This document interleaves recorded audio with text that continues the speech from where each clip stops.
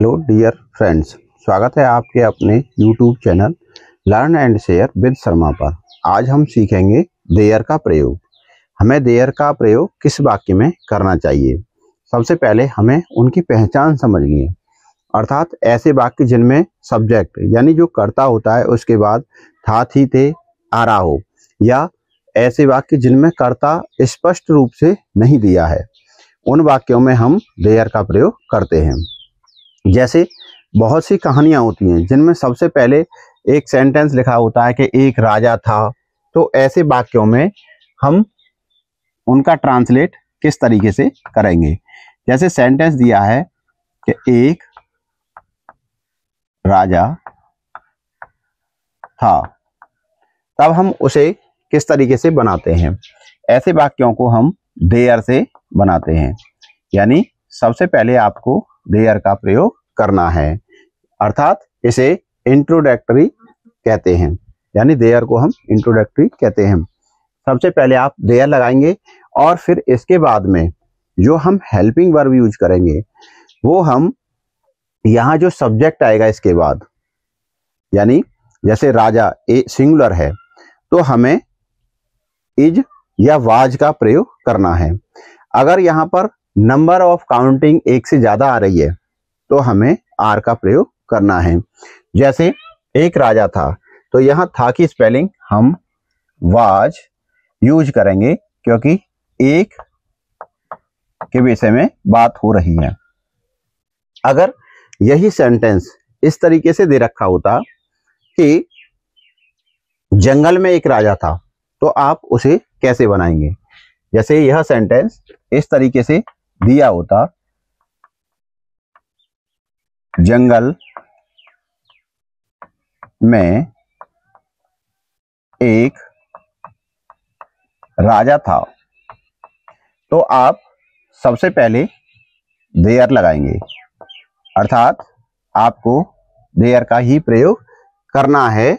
और इसके बाद में था आ रहा है तो आप वाज का प्रयोग करेंगे। ए किंग, अब कहां पर था, जंगल में, इन द फॉरेस्ट, इस तरीके से बनाएंगे।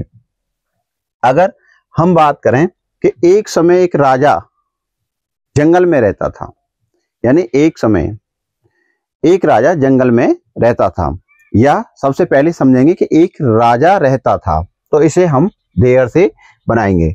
अगर सेंटेंस इस तरीके से दिया है कि एक राजा रहता था, एक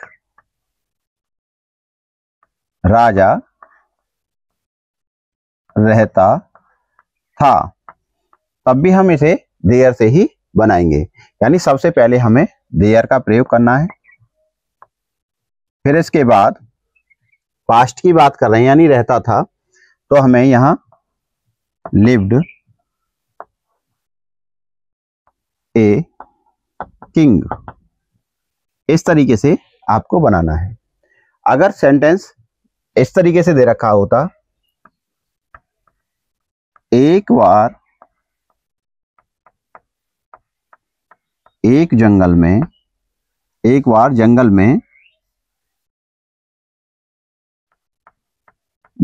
में एक राजा रहता था, एक राजा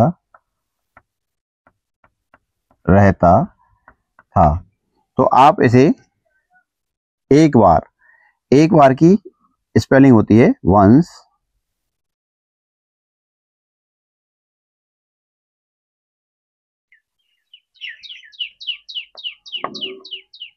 वंस, देयर लिव्ड, इसके बाद वर्ब ए किंग, कहां रहता था, जंगल में, इन द फॉरेस्ट, या जंगल की हम जंगल भी लगा देते हैं। यानी अगर एक समय की बात है तो वंस अपॉन ए टाइम, या एक बार, यानी वंस मीन्स एक बार, या अगर कहीं पर इस तरीके से सेंटेंस आते हैं कहानी में कि एक बार एक राजा राज्य करता था, तभी हमें देयर से बनाने होते हैं ऐसे वाक्य। यानी राज्य करता था उसके लिए रूल्ड का प्रयोग कर देते हैं। अब समझते हैं इसी तरीके के कुछ और सेंटेंस जिनमें देयर का प्रयोग किया जाता है, वो कौन से होते हैं। जैसे अभी हम किसी बिल्डिंग की बात करें, यानी मान के चलो ये कहा जाए कि मेरे स्कूल में 10 कमरे हैं, तब हम उसे किस तरीके से बनाएंगे। या मेरे गांव में एक मंदिर है, या कहा जाए कि मेरी जेब में 10 रुपए हैं, या कहा जाए कि कुएं में 2 मेंढक हैं। अर्थात ऐसे सेंटेंस जिनमें सबसे पहले उसकी पहचान के लिए हमें यह देखना होता है कि जैसे जंगल में, घर में अगर ऐसे शब्द प्रयोग हो रहे हैं तो हम उन्हें देयर से बनाते हैं। अर्थात उन वाक्यों में सबसे पहले हमें देयर लगानी होती है। आइए समझते हैं। जैसे सेंटेंस दिया है, मेरे स्कूल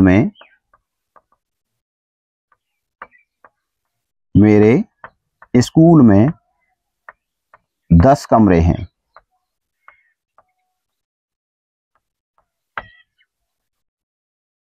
इसे हम किस तरीके से बनाएंगे। सबसे पहले आपको देयर का प्रयोग करना है। अर्थात किसी वाक्य में, जैसे घर में, स्कूल में, कहीं ऐसे शब्द आते हैं सबसे पहले, तो हमें देयर से उन्हें ट्रांसलेट करना होता है। अब हम यहाँ पर जो वर्ब लगाएंगे, हेल्पिंग वर्ब की यूज करते हैं, वो आपको यहाँ काउंटिंग देख के करनी होती है। यानी जो कॉम्प्लीमेंट होता है हमारा इस वाक्य को जो पूरा करता है, उसकी नंबर ऑफ काउंटिंग के अकॉर्डिंग हम यहाँ पे एज लगाएंगे या आर लगाएंगे, ये हमें प्रयोग करना होता है। यानी हम यहाँ पर बात कर रहे हैं कितने की, 10 कमरे की, एक से ज्यादा है तो हमें क्या लगाना है, आर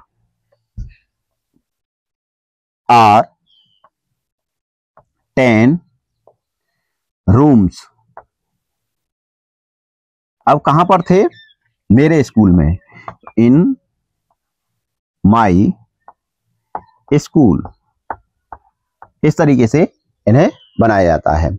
जैसे मेरे गांव में एक मंदिर है, सेंटेंस दिया हो मेरे गांव में एक मंदिर है, मेरे गांव में एक मंदिर है। तो यहां पर मेरे गांव में सबसे पहले दे रखा है, तो हम क्या लगाएंगे, देयर का प्रयोग करेंगे इस वाक्य को बनाने में। सबसे पहले देयर, फिर इसके बाद में आपको हेल्पिंग वर्ब, यानी एक मंदिर की बात हो रही है तो हमें क्या लगाना है, इज ए टेम्पल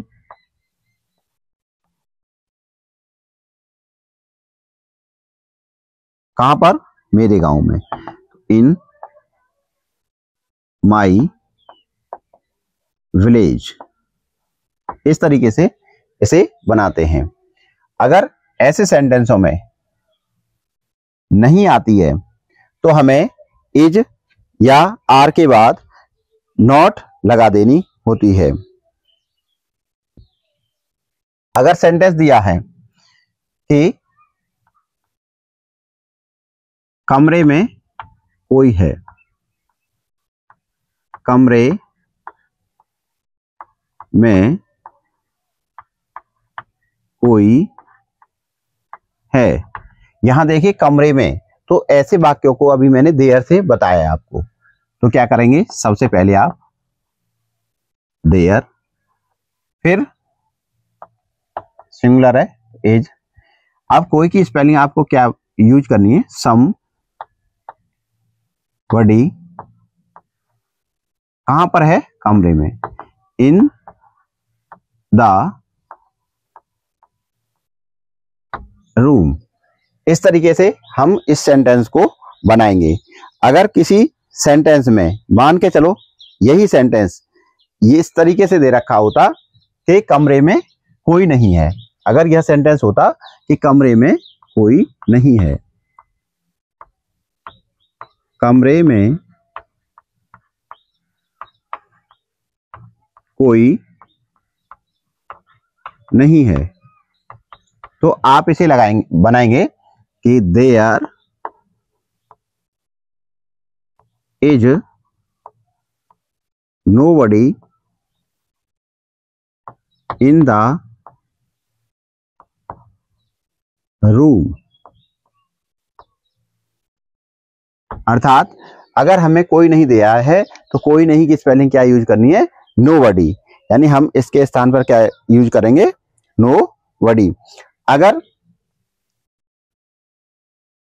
कोई नहीं के स्थान पर केवल नहीं आ रही हो, जैसे सेंटेंस दिया है कि कमरे, मान के चलो यहां दे रखा है मेरे गांव में मंदिर नहीं है, या मेरे गांव में स्कूल नहीं है, स्कूल नहीं है, तो आप इसे कैसे बनाएंगे, सबसे पहले आपको मेरे गांव में दे रखा है तो देयर, फिर इसके बाद is no school in my village. आप यहां पर नॉट का भी प्रयोग कर सकते हैं, या is no school in my village. अब हम बात करते हैं कि कुछ ऐसे सेंटेंस होते हैं जिनमें काउंटिंग दे रखी होती है, जिन्हें हम हैज और हैव से भी बना सकते हैं और उन्हें देयर से भी बना सकते हैं। जैसे सेंटेंस दिया है कि मान के चलो आपसे पूछा जाता है कि वर्ष में कितने दिन होते हैं, या वर्ष में कितने महीने होते हैं, या ये दे रखा है एक वर्ष में 12 माह होते हैं, 12 महीने होते हैं, एक सप्ताह में 12, एक सप्ताह में 7 दिन होते हैं, या एक दर्जन में 12 वस्तुएं होती हैं। तो ऐसे वाक्यों को हम देयर से बनाते हैं। जैसे एक सप्ताह में 7 दिन होते हैं, सेंटेंस दिया है एक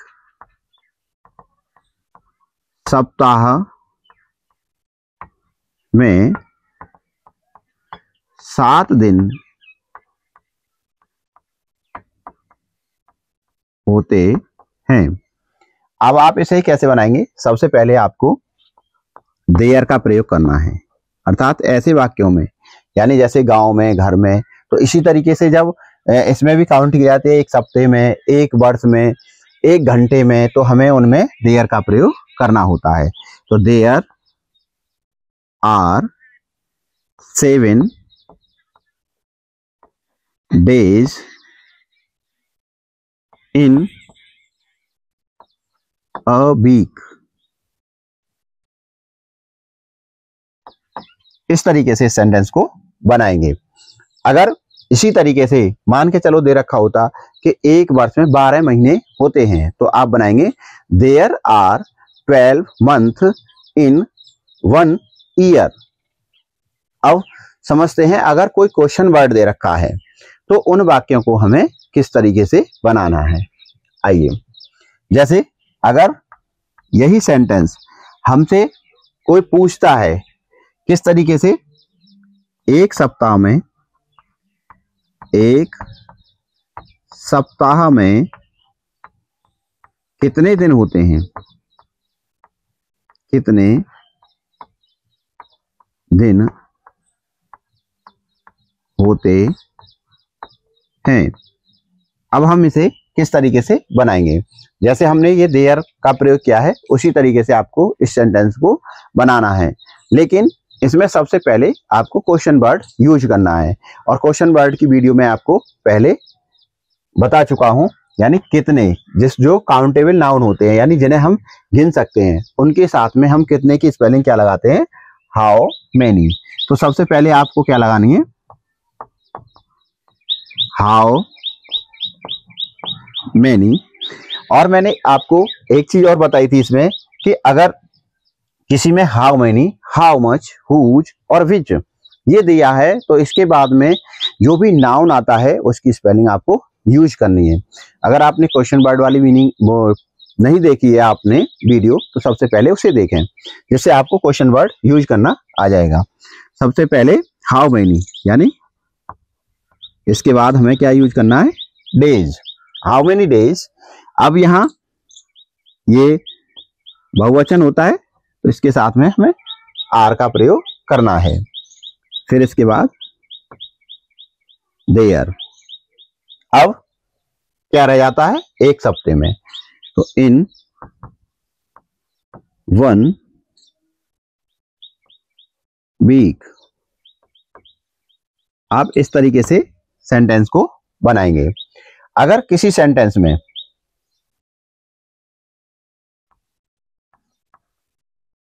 मान के चलो कोई सेंटेंस ऐसा लिखा हुआ है जिसमें घंटे या अदर किसी शब्द का प्रयोग किया जाता है, तो हम उसे में क्या लगाते हैं, देयर का प्रयोग करते हैं। अगर कोई सेंटेंस इस तरीके से दिया है कि अयोध्या में एक राजा राज्य करता था, सेंटेंस दिया है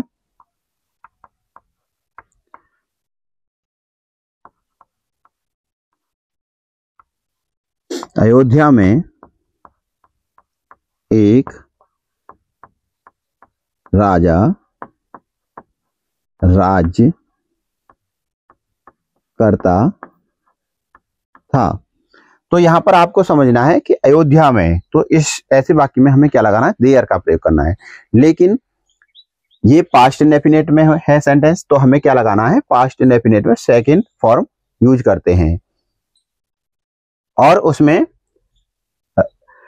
अयोध्या से पहले हमें क्या लगानी होती है, ओवर, अयोध्या का प्रयोग करते हैं। यानी हम बनाएंगे इसे देयर रूल्ड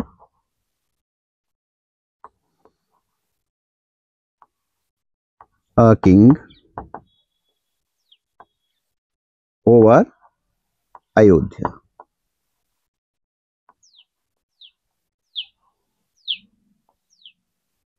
इस तरीके से हमें देयर वाले वाक्य को बनाना है। यानी सबसे पहले कर्ता, फिर उसके बाद में वर्ब और उसके बाद में हमें जो भी मीनिंग बचती है उसे यूज करते हैं। अब हम